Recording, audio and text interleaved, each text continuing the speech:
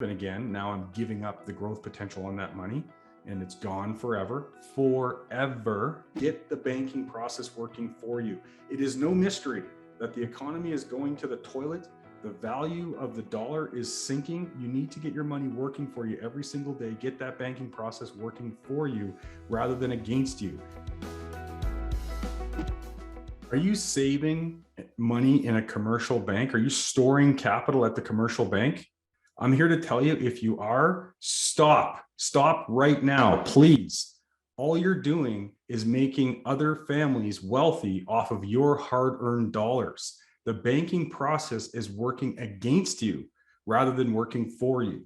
But it doesn't have to be that way. Stick around to the end of the video and I'm going to show you exactly how you can turn the tables and have the banking process work for you and your family and create wealth for you and your family, long-term, generational, without risk, rather than sending all of your hard-earned money away and having it just line the pockets and create more wealth for the owners of the commercial banking system. Your hard-earned money is being put to work every single day. It's working day in and day out and growing and creating more and more wealth.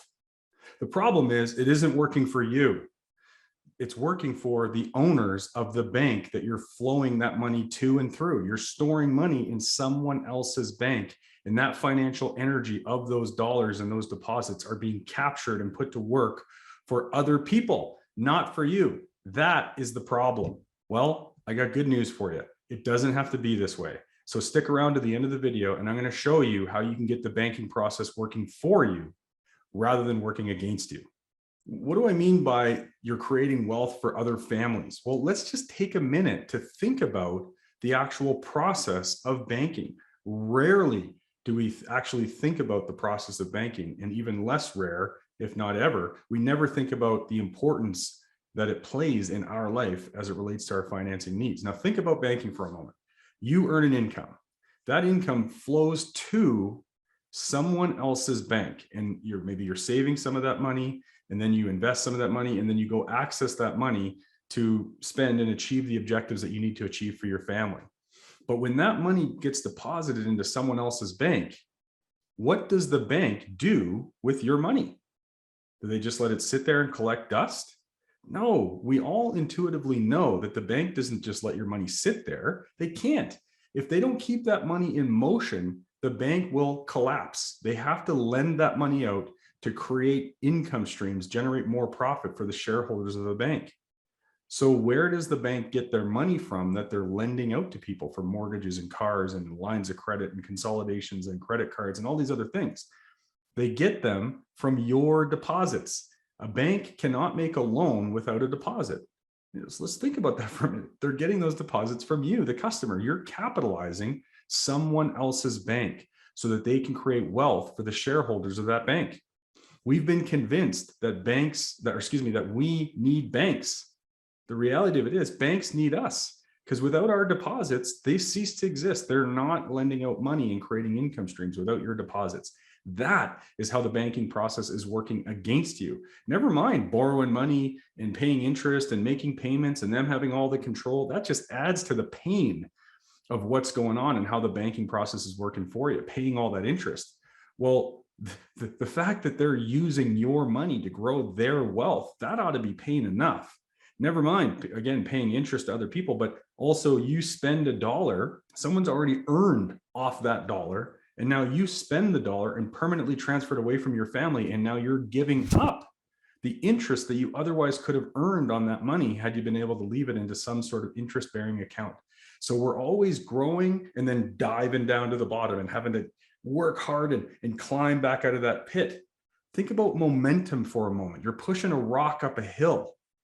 If you pushed up a rock up a hill and you could press the pause button and end the day and then come back the next day and keep pushing it up the hill, and then you get to the top of the hill and it rolls down, and that's the momentum that's being created, right? That's what we want to do in life. We want to be able to build it and then get momentum.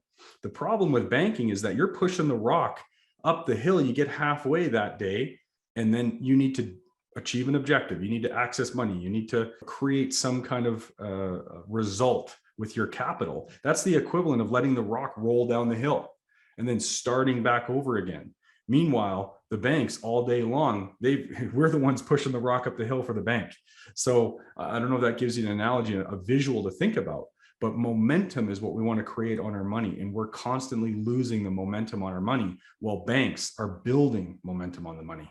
Think about your money for a moment. If you've been lucky enough to deposit a certain amount of money and see it grow into a larger amount of money, it's pretty good, isn't it? It feels good to watch that money grow and to see what can happen. Now, normally we're taught to put our money at risk, and we have to take a lot of risk in order to grow that money. So if you've seen money grow, you've probably seen money take a dive as well, just as a result of things that are outside of your control. Well, we want to create momentum on the money. Just think about all of the money that you've earned up to this point. Think about all of the money that you've spent for living expenses and financing vehicles and paying off debt. Could you write a check for that amount of money today? I don't think so. Well, that's the problem, is the money is always flowing away. Imagine what a dollar could do for you. I don't care what the rate of return is at all, but just imagine, insert any rate of return you want, 0.5%, 1%, 5%. There's a misconception out there about rates. We think that we have to have a big, massive rate of return in order to grow money. That's not true either. It's all about an uninterrupted growth, an uninterrupted compounding rate. I don't care what the rate is. Nelson taught us, the founder of the concept of becoming your own banker, R. Nelson Nash, taught us that rates are nothing more than a distraction. 5%, 8%, 10% sounds real good. What about 1% compounded over 60 years? It's that uninterrupted compounding growth that's going to make the difference, the momentum on your money, earning on top of growth, right? So think for yourself for a minute. The money that you spent on your light bill this month, or that you paid for gas or groceries, someone's already earned off that money. What if you could be earning off that money every single day, uninterrupted, and creating momentum without giving up access to the capital, still being able to access your money to achieve objectives, but also grow the money at the same time? Think about what that could do. I mean, I'm a fairly young guy. I've got a long window of time ahead of me.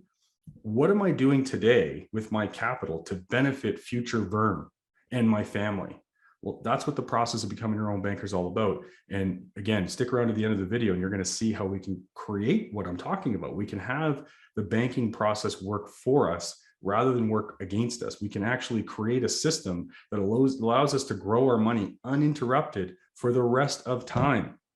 It's powerful stuff. And now we can go and access some of that capital without interrupting that growth curve. So this is what the process of becoming your own banker is all about. I'm going to share a story with you right now of how I was able to get the banking process to work for my family rather than against my family. And there's a great playlist of videos here beside me that will expand on the points that I'm making here. I share this story often. It's about how I recaptured the debt on my own truck financing, a Ford F-150 that I purchased in 2019.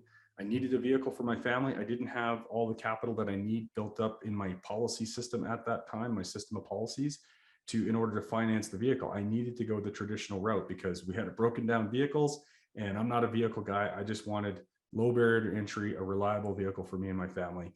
I stuck within a certain budget, and I said, okay, Ford F-150, 2018, brand new vehicle, but in 2019. So I got a little bit of a break there. And this vehicle was $299.37 biweekly. I'm very familiar with that payment because for the 2.5 years that I made that payment, 2.5 years out of 8 that I made that payment, it was painful seeing that happen every 2 weeks, knowing that I worked hard for that money and it's just flowing away, just for the depreciating asset that we need here in North America. So it was painful. But what I did was I made the payment as low as I possibly could. So I have the vehicle, I stretched out the loan as long as I could, knowing that I was going to be capitalizing my system of policies over the next few years to build up value. Now I was able to access enough money from my policy system via something called a policy loan to pay off Ford Credit Canada. And now what I did is I didn't stop the payments. You see, the biweekly payments of $399.37, I actually increased the payment, but I redirected that payment Instead of it flowing away from me and my family, I'm able to flow that money back now to my own private banking system. I'm the one collecting and accumulating the capital while my cash value inside the policy system continues to grow and create momentum. This is an example of how we can create the banking or have the banking function work for us rather than against us. You see, we've been taught that debt is a bad thing, right? Well, debt is a bad thing when you're not the banker. There's 4 characters in the financial play. Every single time you want to do something financially, whether it's paying for your gas or your light bill, or if it's financing a vehicle, there's always going to be a depositor, right? We're always depositing money in someone else's bank. So you're a depositor. I'm a depositor. There's always a borrower. So in this case, I'm borrowing money from the commercial bank or Ford Credit Canada, right? And then now I have to make a payment on their terms. Well, guess what? That's the banker, the third character, who sets the terms for that repayment. They're going to tell me the interest rate I'm paying, when and how often I'm paying, and for how long I'm paying it. They're going to grant me access to that capital. And who's making all the money? The fourth character in the financial play. That's the bank owner.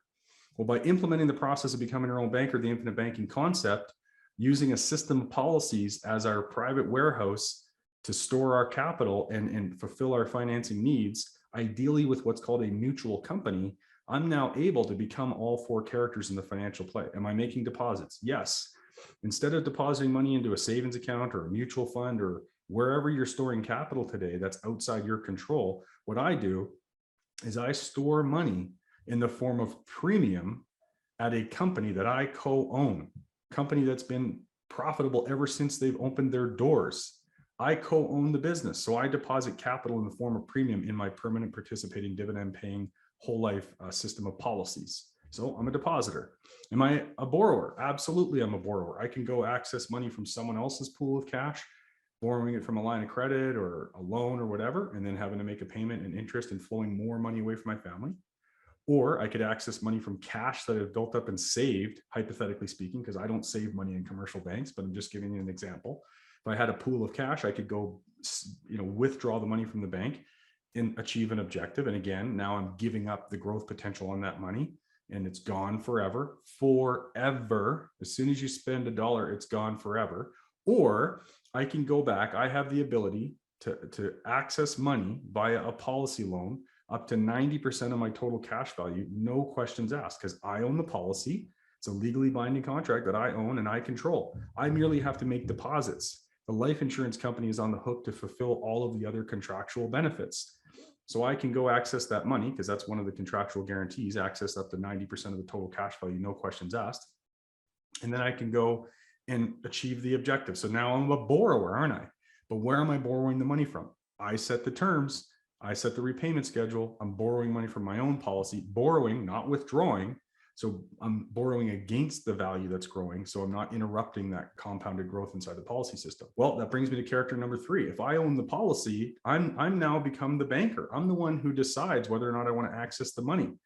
I'm the one who sets the terms. So I access money from my policy system. I pay off my truck with it. And now I redirect the payments plus a little bit more because I'm just saving more money back in my own system. And I'm transferring the payments, the energy, more importantly, the financial energy of those payments are now going into a business that I co-own. And that company is putting that money to work to grow profit for me and all of the other policyholders, getting the banking process to work for me. I set all the terms. That makes me the banker. I set the terms of the money and the repayments and all the rest of it. I want to pause those payments. I can do that because I'm also the bank owner. All of the money is being put to work for me and my family and the other policy owners within the business. But I'm also able to re-access every single penny that I pay back. So I have all the control and I get all of the money and I get uninterrupted growth on that capital. This is how we're starting to get the banking process to work for us. I become all 4 characters in the financial play. I understand you have questions. Like, how does this all work, Vern? Can I just flip a switch or buy a product and all of a sudden tomorrow I'm going to become my own banker? The answer is no. You actually have to overcome some human conditions. You have to be patient. You have to think long range. You have to get over this instant gratification business. This is a process that's meant to be implemented over time. It isn't going to happen overnight. And you have to take some specific actions if you want to get started in this process. The very first thing is to educate yourself. Look at these videos and all of the content that we're sharing. Make sure you get your hands on a copy of R. Nelson Nash's book, Becoming Your Own Banker, Unlocking the Infinite Banking Concept. This is the best teaching tool for the process of becoming your own banker, anyone who's considering it.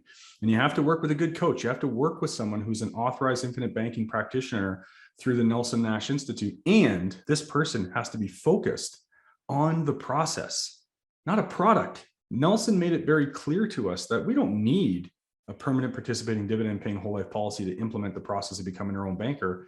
It's just the best tool that we've been able to find to implement the process of becoming your own banker. The process of becoming your own banker has nothing to do with a life insurance policy. It's just the best tool for the job. So if somebody's focused on the policy itself, right away, that's kind of a red flag. I'm not saying that they don't teach you about the policy. We're obviously going to make sure you understand how the tool works. But if they're selling you a whole life policy rather than coaching you to implement a process, here's the policy, here's what it can do for you, versus look how great this policy is, it's two completely different conversations. And yeah, the policies are wonderful. This person should be able to show you their own system of policies and what they've been able to accomplish, show you how they actually coach and coach their clients to implement the process of becoming your own banker, the infinite banking concept, versus, again, just being really good with charts and graphs and showing you how a policy works. And this is why this company is better than that company. And this is why this policy design is better than that policy design. Nelson doesn't talk about any of that in here, other than telling you to do your very best to work with a mutually owned insurance company. But worst case scenario, you work with a stock company. Nelson says you use the best tool that you have available for the job, rather than, hey, it's got to be done this way. Now, let's give you some things to focus on. Let's give you a visual. A lot of times there's questions about, well, let me see, I want to see some numbers. Again, numbers do not matter if you are not clear about the problem. The problem is banking. You really need to take some time to understand the problem that is banking. And the solution is becoming your own banker.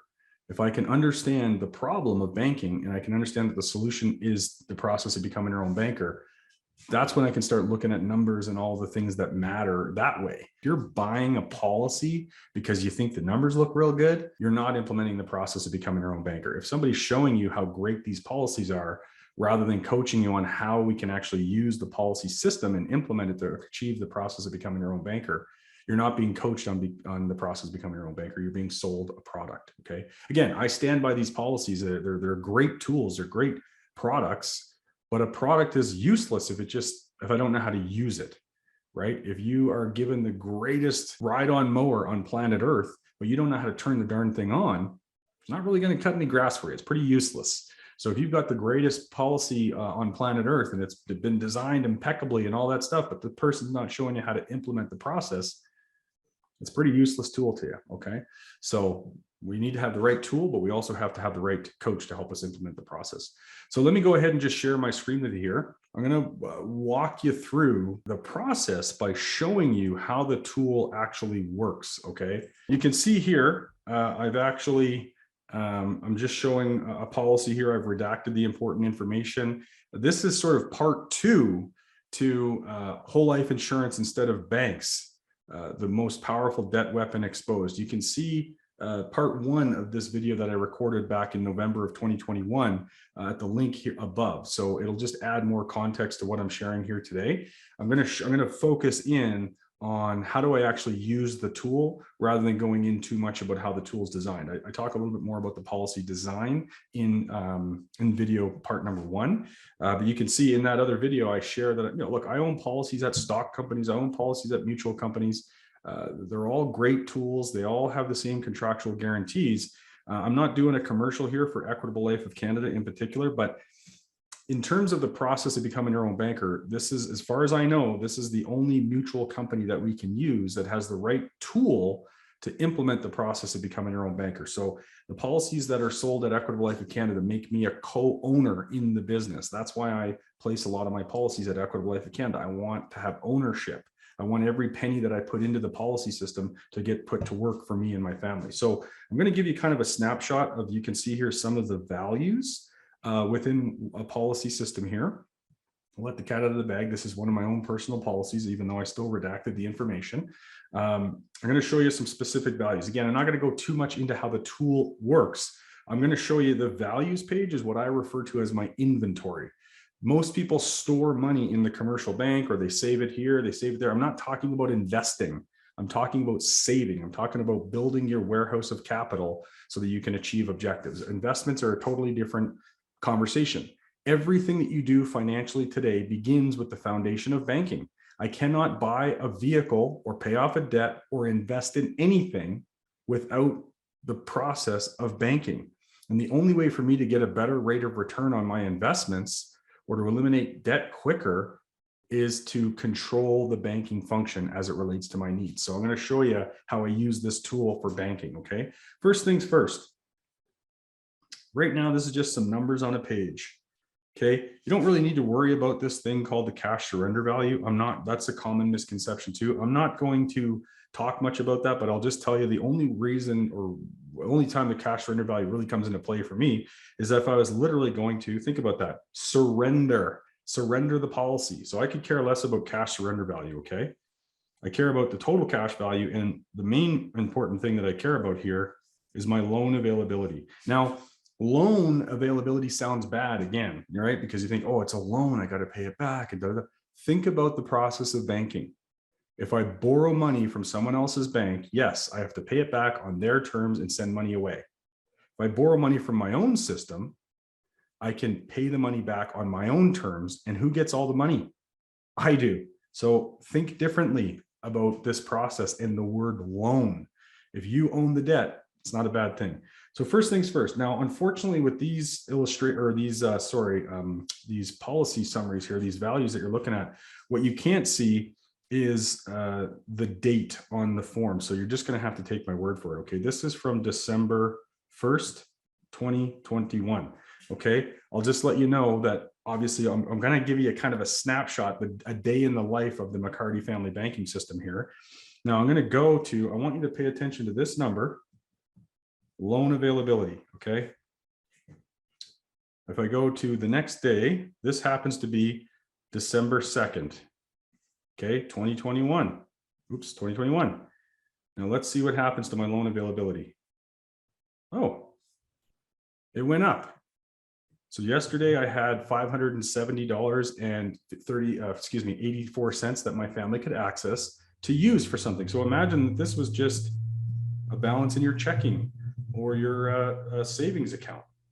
If you had $570.84 in that account, what would happen the next day? Would that happen? It would not increase in value. It would just sit at the same value. Okay. Now let's just chug along here. I'm showing this for a reason. This is the 3rd. Okay. So the next day, cash has gone up. I'll expand a little bit on, well, how and why is this happening? The access to money. This is what my family can actually access and use. Okay. Let's go to the next day. So now we have, I popped up a couple of days ahead. This is the 6th of December. So what was it? This one's the 3rd. This one's the 6th. That's why there's a little bit bigger of a jump that took place there. Now I'm building up to a story. This one is a little bit different. This is called a report. Okay, this is a full report in the policy. Up until here, I've been showing just the values page. And the reason why I'm showing you the values page is because I want you to see the values increase. There's something down here called guaranteed cash value. The guaranteed cash value is accumulating every single day that I take air into my lungs, or the life insured takes air into the lungs, so that the total cash value, okay, will equal the total death benefit by age 100. So this policy, the death benefit's around, it's a little over $1 million, okay, just for context. And I'll show you some of these additional details. Don't get caught too much in the numbers. Everything's going to change. This is just a snapshot for one specific policy that's in force today on a person that's 37 years old. Your number might be different depending on how much premium you put into the policy, how much death benefit we buy. That's another common misconception, by the way, that I want to point out here. People focus a lot of time and energy on the product itself. Okay. And they say, hey, you want to get the lowest premium that you can, and you want to get the most amount of additional deposits or capacity. Again, my friends to the South in the US, God bless them, but they focus a lot of energy on the premium and the tool. They forget the message. This is just my experience. People forget the message that Nelson taught us. He doesn't say anywhere in his book about getting the lowest premium or base premium you can and the most paid up additions rider or term insurance rider or additional deposits in the policy. It's absolutely ridiculous if somebody actually understands A, the process of becoming your own banker, and B, how these tools actually work. Product heavy focused is just, pardon my French, but backwards way to coach people to implement this process. It's all about making deposits into a system that we own and we control. The more I deposit into the system, the more cash value is going to grow and accumulate on a daily basis, and the more that will be available to me to borrow today. And I'm going to expand on that. I just want to give a little bit of context here when I can, because I'm going to talk, like I said, a little bit of product stuff, but I'll try to relate it back to the process of becoming your own banker as much as I can. But I wanted to add a little bit of context for how the policy is designed, because I run into a lot of people who are like, oh, can we design the policy this way and that way? And maybe we could do a 90-10 where it's, 10% what's called base premium and 90% overfunding, because that builds more cash value. That's not true. It's just not true. Every dollar that we put into the policy is building cash value. It's just building cash value in different ways. So I'm going to expand on that here with my report. First things first. I showed the guaranteed cash value. Let me show you this report here. The reason why I did the report is because you can see this policy premium here. You see it says annual premium. For some people, this is a big number. For me, it's not a big number. I want to add more and more policies, because guess what? If I earn 88,000 bucks a year, that 88,000 bucks is already being deposited in somebody else's bank. I'm not saying if you earn 88,000 bucks a year, you can just go and get a policy for 88,000 bucks. It doesn't work that way. There are rules to how we can implement this system and how much premium we can put in and all that. That would be something that you'd want to get together with a coach individually to speak about your specific situation. So don't read into this too deeply. I'm just giving you a snapshot here of what's possible. But I wanted to point that out. People think about paying premium into a policy as a cost. It's not a cost to me, because again, I'm already depositing every single penny that I earn into someone else's bank anyway. So this is a policy that, you build up to this point. I don't care if your number is higher than 80,000 bucks a year or lower than 80,000 bucks a year. The policies, the way that they grow and they work exactly the same. The numbers are just different. So you build a policy. If it's 5,000 bucks a year, the first policy I started was less than 2,000 per year. And then I just added more policies over time. And as I earned more income and as I achieved more objectives and freed up more cash, we just add more and more policies to the system. So this one just happens to be $88,000 per year. Okay, it's the maximum premium that can go into the policy. Now, every policy, regardless of what company that we are working with, are going to have something called a minimum premium. In some cases, this minimum premium can be lower. It can be higher. This is one of the things that gets people very, very distracted. There is a really bad common misconception out there that says, hey, the lower we can have this base premium, and this is additional optional premium that we can put in. This company calls it E as an accelerated, D as in deposit, and O as an option.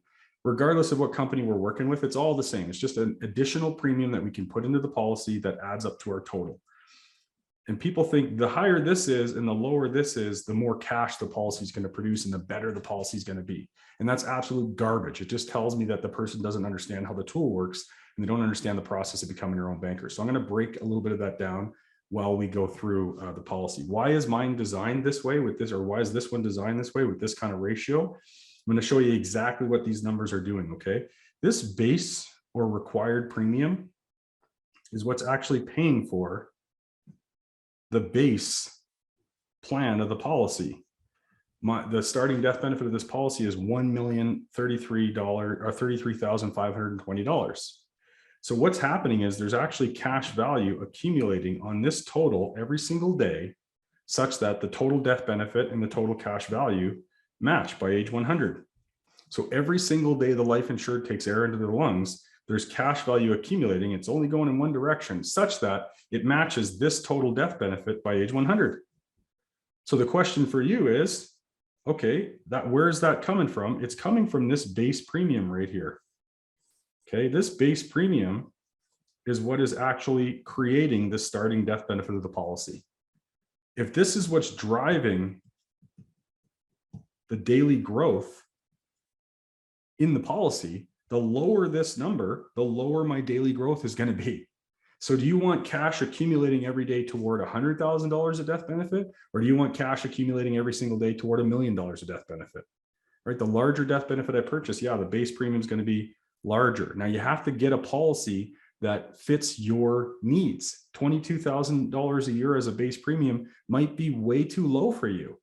It might be way too high for you, but it's all about what works for you in your situation rather than, hey, here's how the policy is designed. Let me show you how we can get this drilled down to $2,000 and get this drilled up to 47 million. Okay, that's just garbage. Okay, so the base of the policy is driving the daily cash growth, and I want more cash growth personally because that's going to drive the long-term efficiency of the policy, especially when we start talking about policy loans, which I'll get into in a little bit here. Okay. Now, normally I don't go this deep on the tool itself, but I think it's important to create context. Let me show you what's happening with all this, the premium dollars. So this additional policy premium here, in this example, I actually have 12 months. Every year, every policy year, I'll have 12 months for this particular policy design. I'll have 12 months to deposit this additional total premium.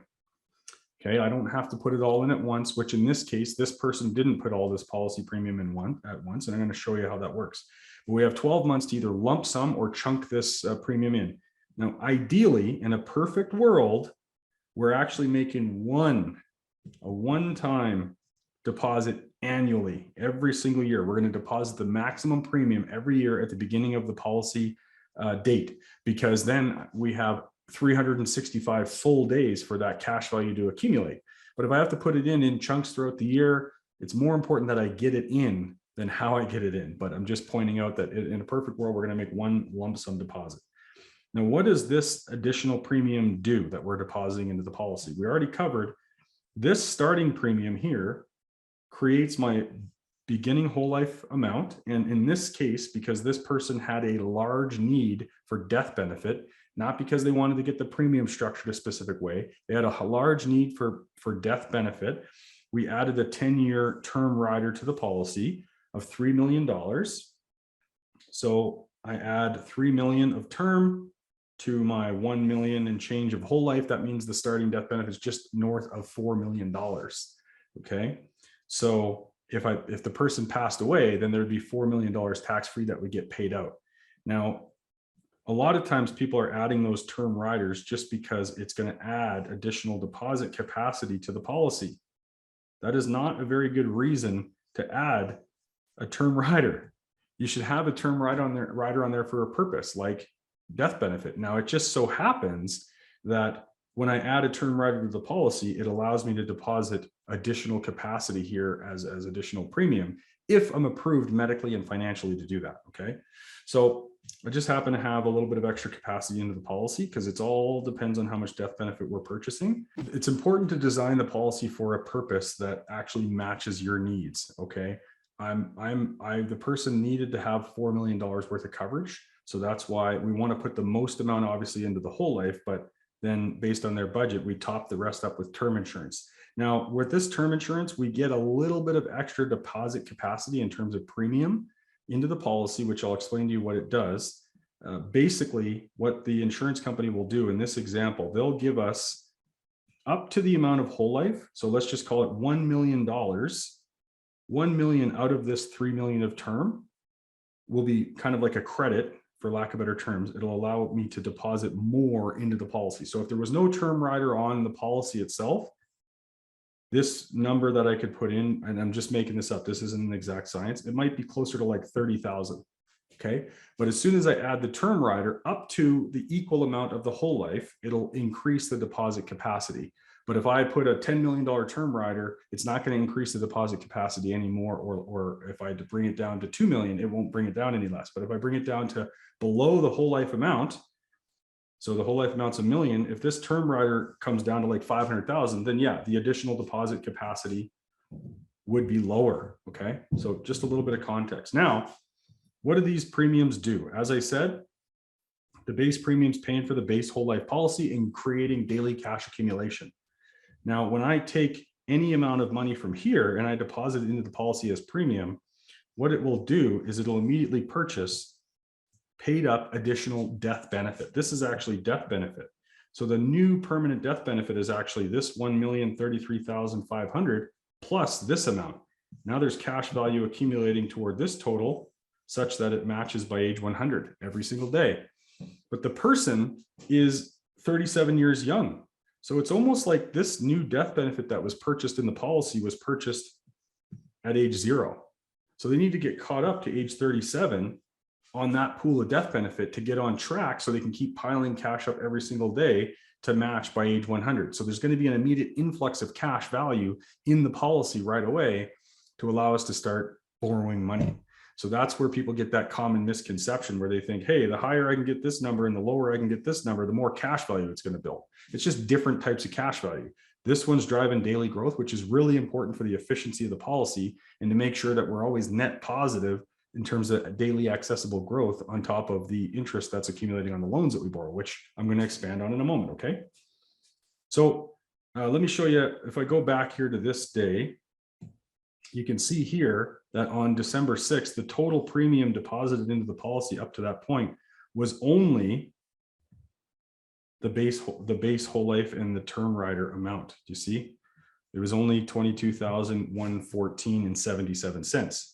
But now with this report, let's see what happened on December 7th. If I scroll down to total premium, well, if we take our $22,114.77 and subtract it from $34,518, that means that there was a deposit of, I don't know, somewhere around 12,000 and change was deposited into the policy. And what that did, that deposit was what purchased these paid up additional death benefit here. Okay, so we're immediately purchasing more death benefit, increasing our legacy. If I get smacked by a bus, God forbid, the life insured gets smacked by a bus, a lot more is going to come out than what went in. You see? So that's really good. Well, now we also have cash value building every single day. You can see I take my cash, we put the cash in the policy, that purchases paid up death benefit, and the death benefit is actually what's creating cash value. So now you can see the loan availability from the 6th of December. It went from the 672.78 because it was only 90% of this guaranteed cash value that was creating the loan availability. Now we deposited more policy premium, which purchased more death benefit, created more cash value, which dramatically increased our loan availability. This is what we have to do to capitalize the system to get the energy growing and rolling inside the policy. We got to get the entity started. We have to put more cash in the policy than what we're taking out right away. It's like a new business that you're starting from scratch. Now that I've put some fuel in, I'm not concerned about, personally, I'm not concerned about how much I put in. I'm concerned about what's there and available for me to use. Okay, that's where we have to start, again, changing our mindset a little bit. Now that we've got our banking business started, here's my inventory. This is what I can access. Now, what happens moving forward? This is the 7th. This is the 8th. Look at the cash value or the loan availability. That's what I'm concerned about. It's because this number is going up. It went up by whatever that is, 87 cents. Well, what happens to the guaranteed cash value? Let's look down here. On the 6th, on the 7th, it was $770.18. The very next day, it jumped to $792. This is because the base premium, it was that 22,000 plus, 22K. It's because we have over $1 million of death benefit. That's what's driving the daily growth inside the policy, the efficiency. So if someone's telling you to get the lowest death benefit possible or the lowest base premium, guess what's going to happen to the daily cash accumulation? Not saying that's necessarily bad, but if my daily cash accumulation was only, or excuse me, if my death benefit was only 100,000 instead of $1 million, my daily cash growth is only going to be $2, $3 a day instead of $21 or $22 a day. You see? So that's pretty important. Now, let's keep going here. Fast forward a little bit. Here's what I wanted to show. So this is the 10th of December. So here's the 8th. There's our loan availability. All of a sudden, the 10th, look what happened. We have a policy loan. So the person went and borrowed $10,000 out of the policy. Well, there's left behind is $266.21, which could be accessible, right? So you can see that even that base grew in that amount of time. Now, let's see what happens over the next couple of days with this loan. If I scroll down, you can see that the loan, oh, this is, the loan was accessed on the 10th. This is the 13th. Well, what happened to the loan balance? The loan balance went up by a little bit. It went up by $5.10. That's interest being paid to the insurance company, right? The company that I co-own. The premiums that are the loans that we repay and the interest contribute to the dividends that are building inside the policy system. It contributes. So the more and more energy I send to the insurance company, paying back loans, paying interest, the more money they have to put to work. And the more myself and the rest of the policy owners are going to benefit by receiving dividends every year, our share of the divisible profit. So it's just pumping more fuel into a business that we co-own, Equitable Life of Canada in this example, versus the commercial bank that we don't own. So you see how we're starting to make the banking process work for us. But what happened to the base loan availability that I had? See, everyone gets hung up on interest. Not only can I re-access every single dollar I pay back to the policy loan, including the interest, I can also access the daily cash growth. If my interest on the loan is growing by a couple of bucks a day and my daily cash growth is only a couple of bucks a day, well, I'm not going to be net positive very much. Even though I'm going to be able to re-access all this interest, I still want to be net positive. I want my base to be growing efficiently so that there's actually more and more capital for me and my family to access. If this is only going up by $1 a day, that's not very exciting. But 20 bucks a day, that kind of gets me out of bed in the morning. That gets me excited. So you can see a few days have gone by from the 10th to the 13th. My loan availability went up net positive of like 50, almost $60, whereas my availability, or excuse me, my loan balance, the interest on the loan only went up by $5 after 3 days. So I'm going to pay this back and get re-access every single dollar for dollar as I pay it back. But in the interim, I want to make sure that my base is growing efficiently so that as I pay that loan back, I have access to more cash. In fact, let's take a look at what happens here. The loan balance is going up, but the access to cash is going up by a lot more than what my loan interest is going up by. That's powerful. There we go. This is the 16th. So again, you can see the loan balance going up. But by the way, is your checking account doing that? Or even a line of credit? If you have a line of credit and you borrow out a certain amount of money from a line of credit, is the balance that you can access increasing? No. And if it were, it would just get you in more trouble because you have to pay back all that money to someone else's bank. But even your bank balance, think about your bank balance for a moment. If your bank balance had 10,000 bucks in it and you access that 10,000 bucks and spent it on something, when you wake up tomorrow, what's the balance going to be? Zero. I just showed you that we're accessing $10,000 of a policy system, borrowing it out, paying interest and all these things, but I still have access to more cash, net positive. Can you borrow money or spend money or achieve objectives anywhere else that way? Yeah, I put more in than we can access right away, but we're thinking long range. After 5 or 6 years of pumping money into this policy, there's going to be a lot more cash in the policy than what we put in. And our deposits from that point on will never catch the cash value. So we're always able to access more out than what we put in. It takes time, but we can start banking immediately. We could start accessing policy values and achieving objectives and paying off debt. Imagine I could access that 10 grand and put it on a line of credit. Now my line of credit balance is coming down. My cash value is continuing to grow. My minimum payment came down with it. Now my minimum payment that I saved plus anything extra I normally would have gave to the line of credit, I'm pumping that right back into the policy and repaying the loan so I can go back and recycle the money and reborrow it again, plus all the growth. I'm eliminating a liability while I'm building an asset.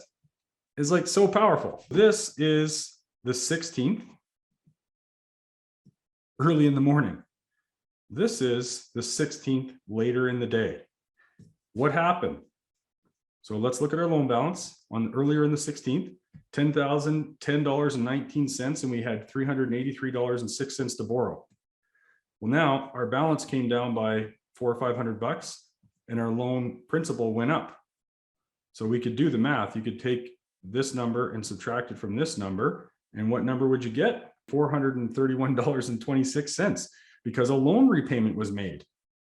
So the balance of the principal balance comes down and the loan availability goes up proportionately. Just like if you were going to deposit more money in your own savings account, if you deposited $431 and some odd cents into your savings account balance, your access to cash would go up by that much. But I sent that $431 to a company that we co-own, and they're putting that money to work to grow more profit for us. Now, this is the 17th. So again, my 814 and 32 went up to 833.86 overnight, or I guess overnight. And then here's the 17th again. Later in the day, there was a couple of payments made to the policy loan a couple of days apart. So you can see that the loan balance came down and the loan availability came up. And then you can see down here, loan repayments. So prior to that, it was 431. So this person is practicing banking. They're paying money back to their own system. Do you see that? So they paid back $1,102.62 of the loan principal so that they could recycle the money, pay that loan back, send that financial energy, prioritize premium and loan repayment over any other use of money. And then you can go back and reaccess the money, because I want to pump that financial energy into the company I co-own versus having it go to somebody else's bank, right? And they have the financial energy. We're recapturing the financial energy by sending it to a company we co-own. So now I just wanted to show, again, this is the 20th. So this is actually the day that this video is being recorded, December 20th, 2021. You can see that December 17th was a Friday. Look at the loan balance, the loan availability rather. Loan availability was 1505.22. Wake up on Monday morning and it says 1564.20 cents. Just cash growing because the life insured is taking air into their lungs every single day. Is this giving our family more and more access to capital? What would happen if we go back to our report here? So there was 12,000 and something that was deposited here toward that total. What happens if we deposit another 10 throughout the year, or the full, 54 or so that's left? All that's going to happen as we deposit more and more cash equaling this total, it's just going to create more paid up additional death benefit in the policy. So we're increasing our legacy, and the daily cash growth is going to increase a little bit, because remember, there's daily cash growth accumulating toward that total as well. But it's also going to create a more of an influx of immediate cash, because when we make those deposits, it's going to purchase paid up additional death benefit. When it purchases death benefit, the policy has to create cash value. If it creates cash value, it's also going to increase our loan availability. So you're already making deposits in someone else's bank. You may as well start an entity, start your own banking system, a company that you co-own, so you can build a death benefit. God forbid something happens to you, a lot more is coming out than what's going in. But every single day that goes by, there's more and more momentum being built on your cash, more access to cash for your family to use. The time's going to go by anyway. And once we get beyond what Nelson called the capitalization period, 6 or 7 years into the policy, there's going to be a lot more cash in the policy than what you put in. Now, a word of caution about the capitalization period. Nelson's just talking about how much time does it take for the policy to really build momentum. It doesn't mean you stop putting premium in after 4 or 7 or 8 years. I keep putting premium in because the more I put in, the more it will grow. So the capitalization period is just referring to, getting that energy building inside the policy and the momentum. 3 specific things that you can do right now to start getting the process of becoming your own banker rolling, getting it working for you. The first step is not getting a policy, not depositing premium. It's getting educated. So make sure you check out the playlist here to my left. There's a ton of good resources on the Banker's Vault. Subscribe to our channel. My colleagues are always posting great content to empower you and your family, give you more tools to learn about the process of becoming your own banker and how you can get the banking process working for you. Step number 2, get a copy of R. Nelson Nash's book. Even if you're not a big reader, it's a great tool for you to have. You can reference the book. You can open up to any page in the book and there's wisdom there. You don't have to be a great, fast reader. Oh, I prefer listening to audio or video. Me too. I like to listen to audio. I like to listen to video, but this is one of the most handy tools that I have, and I refer to it very, very often. It's the best teaching tool to implement the process of becoming your own banker. I recommend anybody who's thinking about implementing the process to get a copy of Nelson Nash's book. You can go to our website, ascendantfinancial.ca, and we'll ship a copy anywhere in Canada.